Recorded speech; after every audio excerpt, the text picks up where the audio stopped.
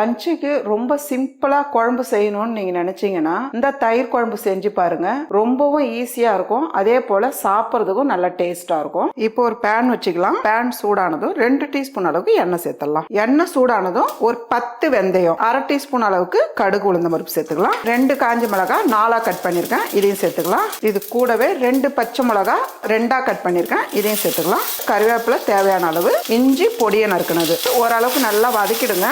ஒரு 10 சின்ன வெங்காயம் எடுத்து நீளமா கட் பண்ணி வச்சிருக்கேன். பாருங்க, வெங்காயம் எந்த அளவுக்கு வதங்கி வர டைம்ல ஒரு பெரிய தக்காளி எடுத்து பொடியை நறுக்கி வச்சிருக்கேன். 3 சிட்டிக்கு அளவு பெருங்காயம். பாருங்க, வெங்காயம் தக்காளி இந்த அளவுக்கு நல்லா வதங்கிடணும். ஒரு 1/4 டீஸ்பூன் அளவுக்கு மிளகாய் தூள் சேர்த்துக்கலாம். 1/4 டீஸ்பூன் அளவுக்கு மஞ்சள் தூள், உப்பு தேவையான அளவு சேர்த்துக்கலாம். அந்த மிளகாய் தூளோட வாசனை போகணும், அதுவரெல்லாம் நல்லா கலந்துருங்க. அவ்வளவுதான். இப்போ ஒரு 1/2 கப் அளவுக்கு தண்ணி சேர்த்துக்கலாம். தண்ணி சேர்த்து கலந்துட்டு ஒரு 1.5 நிமிஷத்துக்கு நம்ம மூடி வைக்கலாம். பாருங்க, இப்போ ஒரு 1.5 நிமிஷம் ஆயிருக்கு, நம்ம பார்க்கலாம். இப்போ நல்லா இது கலந்துட்டு நான் 1/2 லிட்டர் கெட்டி தயிரா எடுத்து வச்சிருக்கேன். இப்போ இந்த தயிரை நல்லா மிக்ஸ் பண்ணிடுங்க. இப்போ இந்த தயிரை சேர்த்துடலாம். தயிர் சேர்த்துட்டு இப்போ கைவிடாம நல்லா கலந்துருங்கம்மா. ஃபர்ஸ்ட் பாக்குறதுக்கு நல்லா இருக்கு பாருங்க. தயிர் சேர்த்துட்டு ரொம்ப நேரம் கொதிக்க விட வேண்டாம். 1 நிமிஷத்துக்கு அப்படியே கிளறி விட்டுக்கிட்டே இருந்தாலே போதும். நமக்கு கலர் நல்லா மாறும், இந்த மஞ்சள் கலரா வந்துடும். இப்போ இந்த டைம்ல பொடியை நறுக்குன கொத்தமல்லி. அவ்வளவுதான்மா, நல்ல ஒரு டேஸ்டான தயிர் குழம்பு ரெடி.